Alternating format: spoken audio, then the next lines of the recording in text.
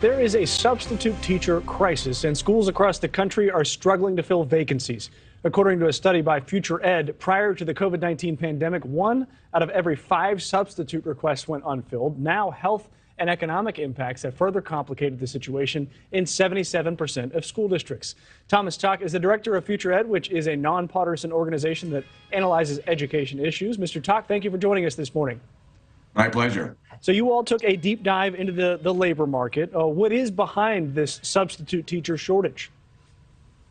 Well, certainly compensation is part of it. The challenges of working during the pandemic and managing families at the same time, being on the front lines of the culture war has increased attrition among teachers and increased demand for subs. And on the supply side, there are fewer people going into teaching. And so it's created a real challenge for a lot of school districts. So you made some findings, but I understand that you actually have some ideas for solutions to this problem, too. What are they? Well, I think that we, for one thing, need to pay folks more.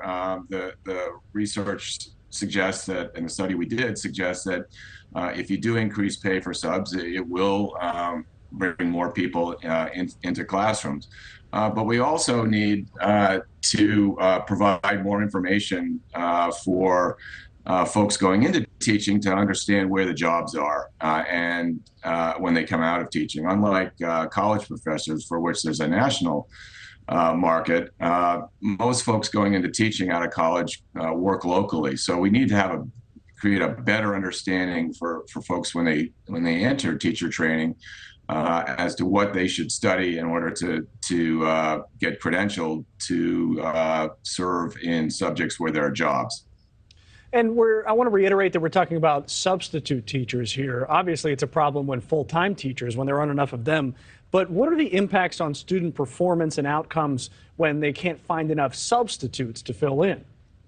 Sure. So what happens is that you find school staff scrambling.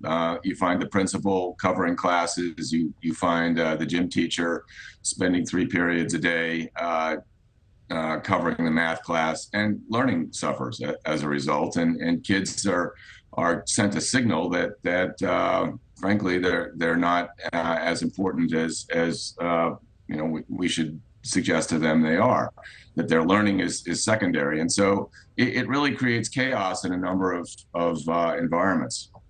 And I know that sometimes when there isn't a substitute, sometimes an adult will walk into the room and hit play on a video and sort of walk out and say, everybody behave. But some school districts, in order to find enough people, are lowering the standards. They're saying they'll basically take anyone to come in and be a substitute teacher, short of perhaps a sex offender. So how will this ultimately impact the quality of education, lowering the standards for substitute teachers? Substantially, right? The notion is that subs are just babysitters, in effect, in many instances, but the research suggests that good substitutes working closely with regular teachers can actually sustain the momentum of learning in a classroom, and when they're not there, learning really suffers. Thank you for watching. Go to newsnationnow.com to find NewsNation on your television provider. And don't forget to click the red subscribe button below to get more of NewsNation's fact-driven, unbiased coverage.